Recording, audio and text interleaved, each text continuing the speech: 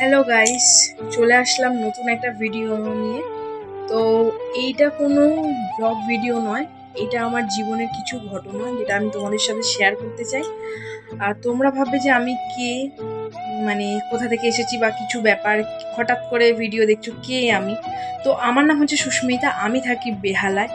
আর আমার চ্যানেলের নাম সুস্মিতা টাইম স্টোরি। তো প্লিজ চ্যানেলটাকে আগে সাবস্ক্রাইব করে নাও আমার ভিডিও দেখার জন্য। আমার ছেলের ভিডিও, বাবান সোনার ভিডিও আমি রোজ দিন এখানে ছেড়ে থাকি। তো তোমরা এখানে দেখতে পাবে যে বাবান সোনাকে নিয়ে আমি সারাদিন কি কি করি না করি। তো কিছু ঘটনা তোমাদের সাথে আজকে আমি শেয়ার করতে চলে এলাম। তো ভীষণই গরম পড়েছে, যাই হোক বেশি কথা না বাড়িয়ে যেটা কথা। তো আমার এখন বয়স 24, আর আমার বিয়ে হয়েছিল 2021 সালের ডিসেম্বর মাসে। তো তোমাদের দাদাভাইকে তো তোমরা চেনো যারা আমার ভিডিও এতদিন ধরে দেখছো। তো যেটা আসল কথা সেটা হচ্ছে শ্বশুরবাড়ি আমি থাকি না কেন, এই কমেন্টটা আমি অনেক দেখেছি। তো আসল কথাটা হচ্ছে কেন থাকি না শ্বশুরবাড়িতে। আসলে কি বলতো, ভালো লোকের সঙ্গে খারাপ লোকরা থাকতে পারে না। তো আমি নিজেকে মনে করি আমি খারাপ লোক, আমি ভালো লোকের সঙ্গে থাকতে পারিনি।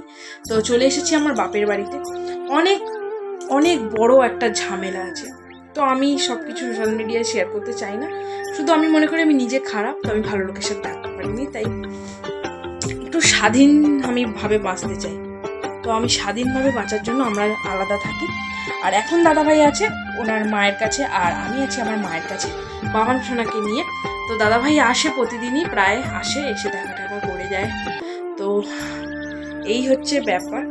তো তোমাদের সবার আশীর্বাদে একটা জায়গা কেনা হয়েছে অনেক কষ্ট করে, মানে জীবনের সমস্ত কিছু যা পুঁজি ছিল, সেভিংস ছিল জমানো, মায়ের সমস্ত কিছু দিয়ে মা একটা ছোট্ট জায়গা করে দিয়েছে। আর আমার ভাই, মানে ভীষণ এতে ভাই সাপোর্ট করেছে, কারণ সবাইয়ের সাপোর্ট ছাড়া, সবাইয়ের আশীর্বাদ ছাড়া তো কোনো একটা জিনিস হয় না না। তো সবাই সাপোর্ট করেছে বলেই আমার একটা নিজস্ব জায়গা হয়েছে, যাতে আমি ভীষণ ভীষণ ভীষণ হ্যাপি।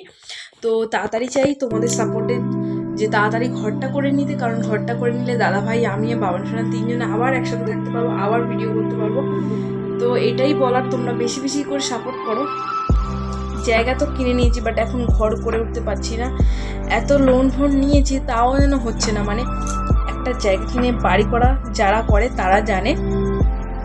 একটা সরে গেছে, মানে সমস্ত, মানে এতটাই উঁচু হয়েছে, যেহেতু জলা জমি কিনেছি, ভালো জমিও কিনতে পারিনি, কারণ এতটাই অভাব অনটনের মধ্যে চলছিল। মানে তাই জায়গাটা যে হয়েছে, মানে এটাই অনেক বড় ব্যাপার আমার কাছে।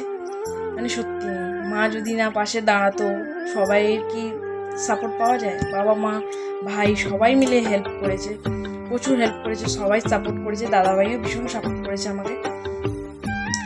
তার জন্যই মানে জায়গাটা তো হয়েছে, বাট বাড়ি আর করে উঠতে পারছি না। এতটাই উঁচু, এতটাই উঁচু, মানে অলরেডি 50,000 টাকার মতো রাবিসে ওতে ফেলা হয়ে গেছে। মানে জানি না আরও 50 কি 1 লাখ টাকা দিলেও মানে ওটা ভরবে না। আর এখন তো জল হয়ে গেছে, রাবিশ বন্ধ আছে, রাস্তার মানে গাড়ি ঢুকলেও লোকে ঝামেলা করছে। মানে চারিদিকে মাথাটা পুরো খারাপ হয়ে যাচ্ছে, কি যে করবো কিছু বুঝতে পারছি না। এদিকে হাতে পয়সাও নেই, গোলাতেও যা টাকা ছিল সব দিয়ে মাল মেডিকেল সব যত সিমেন্ট বালি রড যত ছিল সব চলে এসেছে। কি যে হবে জানি না, ঘরটা কি করতে পারবো, আদেও কি আমরা একসাথে থাকতে পারবো। মানে আমাদের এখন মানে দাদা ভাইয়েরও অত ইনকাম নেই যে দাদা ভাই কিছু পয়সা দেবে যাতে আমাদের ঘরটা হয়ে যায়। সব কিছু মায়ের ওপরেই নির্ভর করছে, কিন্তু মায়েরও দেয়ালে পিঠ ঠেকে গেছে। কোথায় পাবে মা? সংসার চালাতে হয়, বাবান সোনাকেও দেখে, দাদা ভাইও দেখে, দুজন মিলে একটা বাচ্চার তো আজকাল জানো কত খরচা। খুব খারাপ লাগে যে আমার জন্য এদের এত প্রবলেম। যদি আমিই না থাকতাম তাহলে হয়তো এত প্রবলেম হতো না। সত্যি কথা, ঘরটা কি করতে পারবো আমি সত্যি জানি না, কি হবে, কবে আমরা একসাথে থাকবো কিছুই জানি না। মানে কি বলবো সত্যি কথা তোমাদেরকে, রাবিশ ফেলার পর্যন্ত আমাদের কাছে টাকা নেই। রাবিশ একটু একটু টাকা জমিয়ে জমিয়ে যতবার টাকা জমাচ্ছি রাবিশ ফেলাচ্ছি। 200 বস্তা করে 7,000 টাকা করে লাগে। মানে বলছি তো এত টাকা রাবিশ ফেলিয়ে দিয়েছি, মানে মাথা খারাপ হয়ে যাচ্ছে। ছোট্ট একটা কুঁড়ে বেঁধে দাদাভাইয়ের সঙ্গে সুখে শান্তিতে সংসার করতে চাই। বাবার সোনা বড় হচ্ছে, স্কুলে ভর্তি করতে হবে। মানে মাথায় প্রচুর চাপ।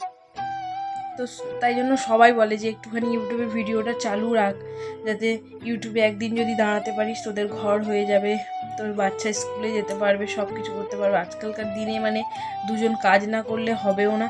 আর বাবান সোনা যেহেতু ছোটো, আমি কিছু করতেও পারছি না। এটাই তোমাদের সাথে শেয়ার করার ছিল, বেশি কথা বলবো না। তোমরা প্লিজ একটু সাপোর্ট করো চ্যানেলটা, যাতে একটুখানি দাঁড়িয়ে যেতে পারি। যদি একটু আর্নিং হয় তাহলে আমরা অনেক হ্যাপি থাকবো, তোমরাও হ্যাপি থেকো। আর এইভাবেই আমাদের সাপোর্ট করে যেও। আজকে এই ভিডিওটা এই পর্যন্তই। ভালো লাগলে লাইক শেয়ার কমেন্ট করো, ভালো না লাগলেও প্লিজ লাইক করো। যারা আমার হেটার্সরা আছে তারা এই ভিডিওটা দেখে অনেক খুশি হবে, ভাববে এরা কত দুঃখে কষ্টে আছে। সবাই ভাববে যে আমার মায়ের এত বড় বাড়ি আছে। মায়ের আছে, আমার কি আছে? আমি একটা মানুষ, আমার কি আছে? সমস্ত মানুষের মানে আলাদা আলাদা জিনিস থাকে না, আমার কি আছে নিজস্ব? হ্যাঁ আছে, এখন আমি বলতে পারবো জোর গলায়, আমার মা একটা জায়গা কিনে দিয়েছে, সেটা আমার নিজের আছে। সেখানে একটা আমার নিজের বাড়িও হবে ভবিষ্যতে, কোনো না কোনো দিন তো হবে। তোমাদের আশীর্বাদ থাকলে নিশ্চয়ই একদিন হবে। টাটা, এই পর্যন্তই আজকের ভিডিওটা, বেশি কথা বাড়াবো না, কারণ বাবান সোনা মামামের কাছে আছে। টাটা।